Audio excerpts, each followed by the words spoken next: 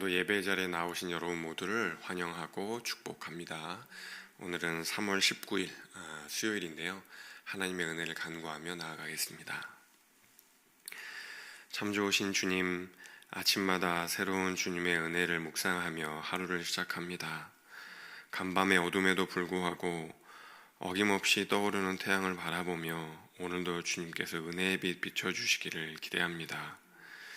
주의 손길을 바라보며 우리의 믿음과 신앙이 더욱 견고해지는 하루가 되게 하여 주옵소서.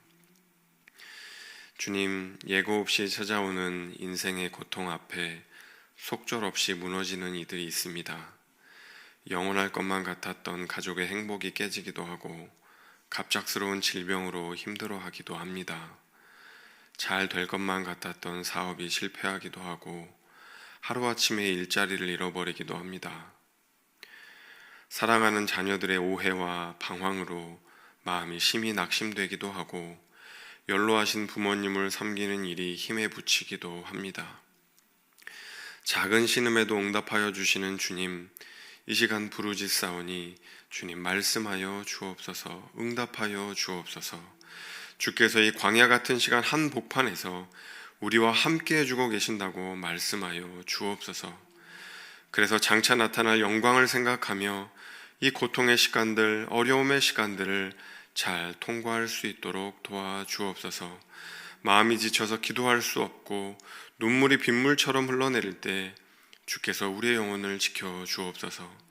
참새 한 마리, 들풀 하나라도 아끼시는 주님께서 우리를 눈동자처럼 지켜주심을 신뢰할 수 있게 하여 주옵소서.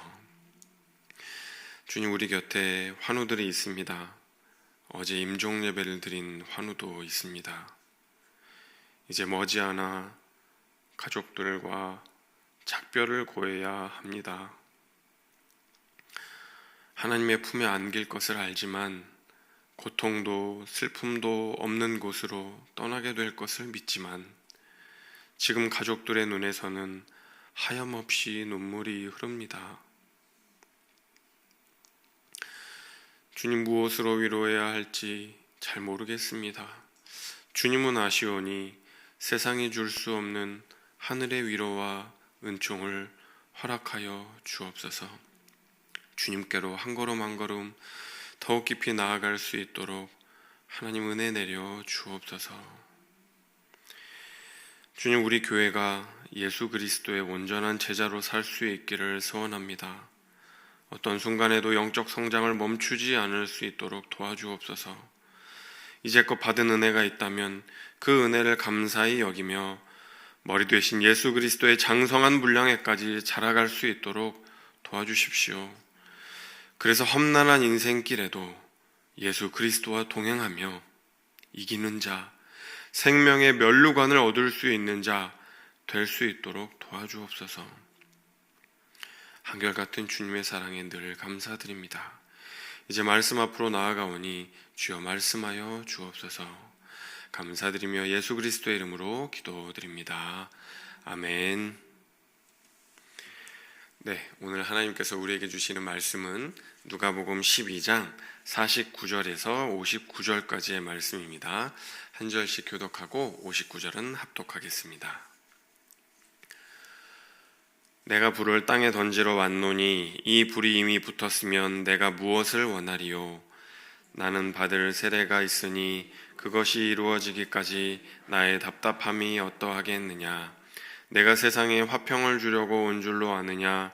내가 너희에게 이르노니 아니라 도리어 분쟁하게 하려 함이로다. 이후부터 한 집에 5사람이 있어 분쟁하되 셋이 둘과 둘이 셋과 하리니 아버지가 아들과 아들이 아버지와 어머니가 딸과 딸이 어머니와 시어머니가 며느리와 며느리가 시어머니와 분쟁하리라 하시니라. 또 무리에게 이르시되 너희가 구름이 서쪽에서 이는 것을 보면 곧 말하기를 소나기가 오리라 하나니 과연 그러하고 남풍이 부는 것을 보면 말하기를 심히 더우리라 하나니 과연 그러하니라. 외식하는 자여, 너희가 천지의 기상은 분간할 줄 알면서 어찌 이 시대는 분간하지 못하느냐? 또 어찌하여 옳은 것을 스스로 판단하지 아니하느냐? 내가 너를 고발하는 자와 함께 법관에게 갈 때에 길에서 화해하기를 힘쓰라. 그가 너를 재판장에게로 끌어가고 재판장이 너를 옥졸에게 넘겨주어 옥졸이 옥에 가둘까 염려하라. 다 같이 읽겠습니다. 내게 이르노니 한 분이라도 남김이 없이 갚지 아니하고서는 결코 거기서 나오지 못하리라 하시니라. 아멘. 아멘. 간밤에 또 평안하셨는지 모르겠습니다. 오늘 또 예배를 통해서 하나님의 깊은 은혜가 우리 성도님들과 함께 하시기를 간절히 소망합니다. 이번 주 우리는 누가복음 18장 말씀을 살펴보고 있는데요. 우리가 월요일 날 어떤 말씀 살펴봤는지 여러분 기억을 하십니까? 월요일은 우리가 어리석은 부자의 비유를 통해서 우리가 재물을 대하는 태도가 우리의 영원한 운명과 관련이 있다. 이제 그런 말씀들을 나눴죠. 그리고 어제는 어떤 말씀을 살펴보았었냐면은 종말론적인 우리가 신앙을 회복해야 한다. 우리가 그 신앙을 잊고 살아가는데 그 신앙을 회복해야 한다. 우리가 다시 예수님 오심을 깨어서 기다리는 준비하는 그런 신앙을 가져야 한다라는 말씀을 나눴습니다. 오늘도 이제 어제 말씀에 이제 이어서 이 마지막 때를 살아가고 있는데 우리가 종말론적인 신앙을 가져야 한다라는 그 이야기를 이어서 해보려고 합니다. 오늘 말씀은요, 한 세 덩어리로 이렇게 조금 나눠서 생각해 볼 수가 있어요. 먼저 49절에서 53절이 한 덩어리, 또 54절에서 56절까지가 한 덩어리, 57절에서 59절까지가 또 한 덩어리입니다. 49절에서 53절까지가 이제 첫 번째 덩어리인데, 이 말씀은 예수님이 이 땅에 불을 지르러 왔다라는 얘기인데, 요거는 조금 마지막에 살펴보고요. 두 번째 덩어리 54절에서 56절은 어떤 말씀인가 하면은 너희가 때와 시대를 구분해야 한다, 분간해야 한다. 이제 그런 이야기예요. 말씀을 보면은 이제 바람과 구름이 이제 서쪽에서 불어올 때는 소낙비가 오고 남쪽에서 바람이 불 때는 날이 너무 더울 것이다. 이렇게 이제 너희가 기상 예측을 하지 않느냐. 그런데 왜 이 시대는 분간하지 못하느냐. 그런 이야기를 해요. 여러분 잠시 이스라엘 땅이 어디에 있는지 한번 지도를 이렇게 쭉 생각을 해보세요. 서쪽에는 뭐가 있죠? 이스라엘 땅의 서쪽에 바다가 있죠. 그렇죠? 왼쪽에는 바다가 있어요. 지도에 보면 지중해입니다. 지중해에서 이렇게 바람이 샥 불어와요. 그러면은 여러분 습기가 있겠죠? 그러니까 이제 소낙비가 오죠. 시원하고 그리고 이제 습기를 머금은 바람이 불어오니까 소낙비가 내리죠. 그 이야기를 하는 겁니다. 그 서쪽에서 구름과 바람은. 그럼 남쪽에서는요? 이스라엘의 남쪽 땅에는 뭐가 있죠? 사막입니다. 광야예요. 동쪽과 남쪽은 사막입니다. 그러니까 그 바람은 덥겠죠. 건조하겠죠. 그렇죠? 그러니까 날이 더울 것이다. 이렇게 이제 이스라엘 사람들이 예측을 한단 말이에요. 근데 그렇게 너희가 일기를 가지고 기상 예측을 하면서 왜 이 시대는 분간하지 못하느냐? 지금이 왜 마지막 때고 말세라는 걸 분간하지 못하느냐? 그런 이야기를 하는 거예요. 오늘 자세한 말씀을 나눌 수는 없지만 여러분 마지막 때의 특징이 뭔가요? 말세의 특징. 디모데후서 3장 2절 이후에 보면은 이 말세의 특징이 나옵니다. 나중에 한번 찾아보세요. 근데 이 말세의 특징 앞부분에 여러 가지가 나오는데 맨 앞에 나오는 게 가장 중요할 거 아니에요. 맨 앞에 나오는 게 뭐예요? 자기를 사랑하며, 돈을 사랑하며, 자기를 자랑하며, 교만하며. 앞에 나오는 이 네 가지가 이거예요. 자기 사랑, 돈 사랑, 교만, 자기 자랑. 여러분 다 뭐와 관련이 있어요? 다 자기랑 관련이 있어요. 다. 나를 지키기 위해서 자기를 사랑하고 돈을 사랑하고 또 교만하고 자기를 자랑하고 이게 다 자기랑 관련이 있잖아요. 그러니까 말세의 특징은요. 뭐가 우상이 되는 경우가 많다는 거예요. 자기가 우상이 되는 경우가 많다는 거예요. 나는 치외 법권지역이 되는 거죠. 어느 누구도 건드리지 말아라. 그게 이제 마지막 때의 특징이다. 그러니까 이제 하나님도 사라지고 이웃도 사라지고 나와 자기 가족만 남는 거죠. 그게 이제 마지막 때의 특징이라고 이야기를 해요. 자기에게만 몰입해서 살아가는 것. 그러니까 그리스도인들은 계속해서 자기를 초월할 수 있어야 되고, 너무 이제 자기를 사랑해야 되지만, 자기를 배려해야 하지만 너무 거기에 과몰입되어 있으면 안 되는 겁니다. 그래서 우리가 베데스다에서 치유를 받고 갈릴리까지 가서 우리가 제자로 살아가야 한다는 그 말씀이 맞는 게요, 우리가 치유받고 거기서만 머물러 있으면 자기에게만 과몰입되어 있는 거예요. 근데 예수님의 제자로 살아가며 하나님과 또 이웃을 돌아보며 살아가는 삶이 주님께서 우리에게 바라는 삶이라는 걸 우리가 기억할 수 있어야 하겠죠.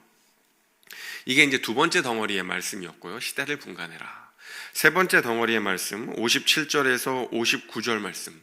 이건 뭐냐면은, 누가 이제 우리를 고소해서 법정으로 끌고 가려는 사람이 있으면은 가는 도중에라도 화해해라. 법정까지 가갖고 너희들 옥살이 치르지 말고 가는 도중에라도 화해해라. 이런 이야기를 하는 거죠. 이건 무슨 이야기냐면요, 지금 이제 마지막 때에 너희가 시대 분간 못하고 있지 않느냐. 그러니까 이제 누군가가 우리의 영적 현실을 고발하는 거죠. 지금 우리가 자기를 사랑하며 살아가고 있다. 지금 우리가 죄의 노예로 살아가고 있다. 그 현실을 바라봐야 한다라는 것을 이제 고발할 때 우리가 회개하고 주님께로 길을 돌이키고 하나님께로 돌아갈 수 있어야 한다는 이야기를 하고 있는 겁니다. 그렇지 않으면은 옥살이를 치르게 될 것이다. 심판을 받게 될 것이다. 영적 어둠을 맛보게 될 것이다. 그 이야기를 하고 있는 거죠. 뭐 그렇게 어려운 내용은 아니라고 생각이 듭니다. 그런데 이제 오늘 말씀에 조금 갸우뚱할 수 있는 게 이제 첫 번째 단락이죠. 첫 번째 단락. 첫 번째 단락에서 막 반복되는 단어가 있잖아요. 분쟁. 주님이 우리에게 분쟁하라고 이야기를 하시는 거예요. 예수님의 말씀이 참 좀 이상한 말씀이 많아요. 오늘 첫 번째 단락에 보면 먼저 예수님이 내가 너희에게 뭐를 던지러 왔다고 이야기를 하죠? 불을 던지러 왔다고요. 불은 여러분 심판의 불이요 정화의 불이에요. 불을 던지러 왔다? 약간 뭐 그럴 수도 있고 약간 갸우뚱한데 어쨌든 불을 던지러 왔다고 하시고, 또 뭐라고 하시냐면 내가 너희에게 화평을 주러 온 줄로 생각하느냐? 착각하지 말아라. 나 너희에게 분쟁 주러 왔어. 분쟁 계속해서 화평이 아니라 분쟁케 하기 위해서 왔다는 이야기를 하세요. 그러면서 구체적으로 예를 드시죠. 아버지와 아들이 분쟁할 거다. 어머니와 딸이 분쟁할 거다. 시어머니와 며느리가 분쟁할 것이다. 구체적으로 조목조목 예시를 들면서 분쟁하게 될 것이다. 이야기를 하는 거예요. 여러분, 이 말씀이 어떻게 느껴지십니까? 예수님이 우리한테 화평을 주기 위해 오신 거 아니었어? 샬롬을 주기 위해 오신 거 아니었나? 그런 의구심이 들지 않으세요? 근데 왜 예수님은 분쟁을 주러 왔다고 얘기를 하실까? 궁금하죠? 먼저 분명한 건 예수님 우리에게 화평을 주기 위해 오신 게 맞다는 거예요. 맞죠? 다 동의하시죠? 예수님이 십자가에 못 박히시기 전에 많은 사람들이 예수님을 포박하기 위해서 이제 잡기 위해서 달려들었어요. 그때 옆에 있던 베드로가 어떡합니까? 칼을 꺼내서 그 말고라는 사람의 귀를 쫙 잘랐죠. 칼을 꺼냈어요. 근데 주님이 칼 집어넣어라. 칼 집어넣어. 칼로 흥한 자 칼로 망한다. 싸우지 말아라. 예수님은 그렇게 막 칼 들고 싸우고 분쟁하고 이런 거를 원치 않으셨던 거죠. 또 주님 뭐라고 하셨어요? 원수를 미워하지 말고 원수를 사랑하라고 이야기하셨어요. 심지어 원수를 박대하지 말고 그를 위해 기도까지 해주라고 하셨어요. 쉽지 않죠.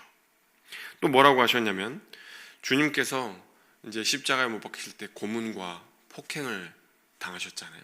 그리고 십자가에 못 박히시면서 사람들이 대못질을 했습니다. 근데 그때에도 그들을 저주하지 않으셨어요. 저들이 지금 뭘 하는지를 모르니 주님 용서하여 주옵소서. 그렇게 기도하셨던 분이 우리 예수님이시죠. 70번씩 7번이라도 용서해 주라고 하신 분이 우리 예수님입니다.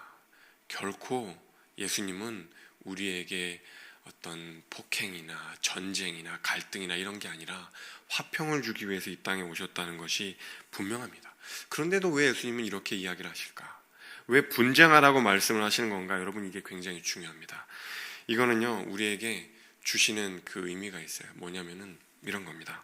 우리가 믿음을 가지고 살아갈 때 반드시 버리고 포기해야 하는 것들이 있어요. 신앙을 가지고 살아갈 때 반드시 버리고 내려놓고 포기해야 하는 것들이 있어요. 우리가 믿음을 지키고 신실한 신앙인으로 살아가기 위해서는 반드시 치러야 하는 대가가 있습니다. 제가 오래전에 인도를 갔어요. 인도 뭐 여행도 가고 단기 선교도 가고 하여튼 여러 차례 갔는데, 인도를 갔는데 어딜 가든 예수님 그림이 붙어 있는 거예요. 인도에도 예수님이 함께 하시는구나. 근데 그 그림 옆을 딱 보면은 뭐가 있어요? 부처님 그림이 있어요. 예수님 그림 옆에 부처님 그림이 있어요. 그리고 그 옆에 딱 보면 또 뭐가 있어요? 네? 공자님 그림이 있어요. 그리고 그 옆에 보면 또 뭐가 있어요? 힌두교의 신들의 그림이 있어요. 무슨 얘기인지 아시겠어요? 하여튼 온갖 신들이 다 있는 거예요. 예수님 그림이 있다고 너무 좋아할 게 아니더라고요. 하여튼 예수님도 믿고 부처님도 믿고 뭐 알라도 믿고 뭐 공자님도 믿고 힌두교의 온갖 신들 다 믿어요. 안 믿는 신이 없어요. 자기네는 모든 신들을 다 믿는다는 거예요. 우리는 배척하는 게 없어요. 우리는 상대방을 뭐 이렇게 배제하는 게 없습니다. 우리는 다 받아들입니다. 좋은 게 좋은 거잖아요. 뭐 그렇게 이제 신앙생활을 하는 거예요. 여러분, 이게 인도의 신앙입니다. 버리고 포기하는 게 있어요, 없어요? 없어요. 유명한 인도의 선교사이자 신학자인 스탠리 존스라는 분이 인도에 갔더니 막 그렇다는 거예요. 여러분의 신앙에는 뺄 셈이 없습니다. 여러분의 믿음에는 뺄 셈이 없어요. 계속해서 더하기만 하고 계속해서 뭔가를 덧대기만 하고 뺄 셈이 없습니다. 내려놓고 포기하고 대가를 치르는 게 없군요. 여러분의 신앙의 가장 큰 문제는 뺄 셈이 없다는 겁니다. 그렇게 얘기하는 거죠. 여러분, 우리 믿음에 버리는 것, 포기하는 것이 없다면 여러분, 그 믿음은 욕망일 경우가 많아요. 아무것도 예수님 때문에 포기하는 게 없는데, 아무것도 내려놓는 게 없고, 아무것도 버리는 게 없는데, 뺄 셈이 없는데, 여러분, 그 욕망일 경우가 많은 것이죠. 이 맥넓이기 위해 교회 나오시는 분들이 있습니다. 열심히 기도하면 사업이 잘 된다고 돈을 잘 번다고 해갖고 교회 나오시는 분들이 있어요. 초신자일 경우에는 다 그냥 받아주셔야 돼요. 그러다가 믿음이 생길 수 있잖아요. 그런데 여러분, 한평생 신앙생활을 했는데도 여전히 그렇다면, 여전히 뺄 셈이 없다면, 여전히 버리는 게 없고 포기하는 게 없다면 여러분, 하나님 그거 기뻐하실까요? 너무나 슬퍼하시겠죠. 너무나 힘들어하실 겁니다. 사랑하는 덕속의 성도 여러분, 우리가 우리의 믿음을 지키기 위해서, 온전한 신앙을 회복하기 위해서는 버리는 게 있어야 합니다. 포기하는 게 있어야 돼요. 때로는 그게 돈일 수도 있고요, 자존심일 수도 있어요. 그리고 심지어 어떤 경우에는 가족인 경우도 있어요. 정말 신실하고 너무나 성품이 좋은 선교사님들 중에 그런 고민을 한국 떠날 때 하셨다는 분들이 있어요. 부모님이 이제 연로하신데, 노부모님이신데 선교 나가면 재정적으로 그렇게 넉넉하지 않잖아요. 우리 부모님을 어떻게 해야 하나?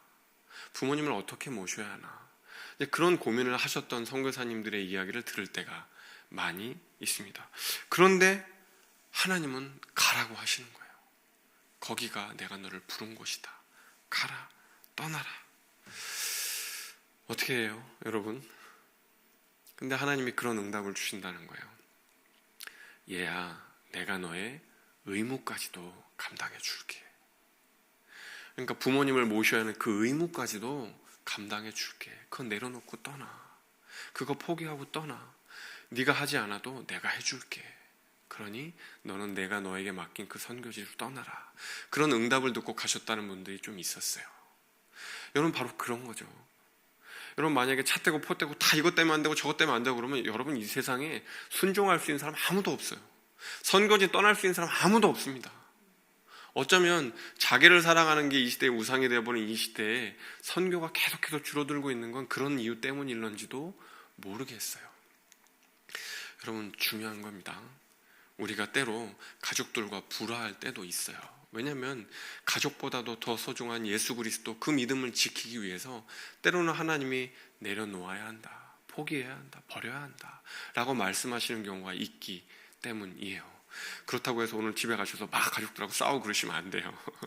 하나님께서 우리에게 주시려고 하는 건 화평이 맞아요. 그런데 그 길로 가기 위해서 때로는 우리가 버리고 포기하고 내려놔야 할 것들이 있다는 말씀입니다.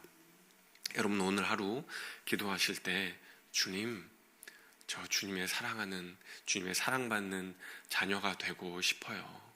주님이 저로 인해서 기뻐하는 얼굴 보고 싶어요. 그러기 위해서 제가 오늘 내려놔야 할 거, 버려야 할 거, 포기해야 할 거, 치러야 될 대가는 무엇입니까? 물으실 수 있는 우리 존귀한 성도님들 되실 수 있기를 간절히 소망합니다.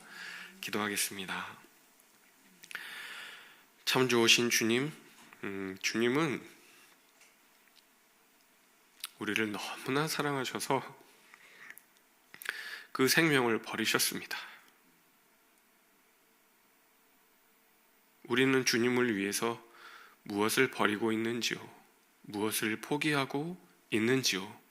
되물을 수 있는 하루 될 수 있도록 인도하여 주십시오. 주님의 사랑받는 자녀가 되고 싶습니다. 주님의 사랑받는 제자가 되고 싶습니다. 주님, 연약한 우리를 도와주시고 우리 안에 하나님 앞에 내려놓아야 할 것들을 주님께 묻고 나아갈 수 있는 하루 될 수 있도록 인도하여 주옵소서. 감사드리며 예수님의 이름으로 기도드립니다. 아멘.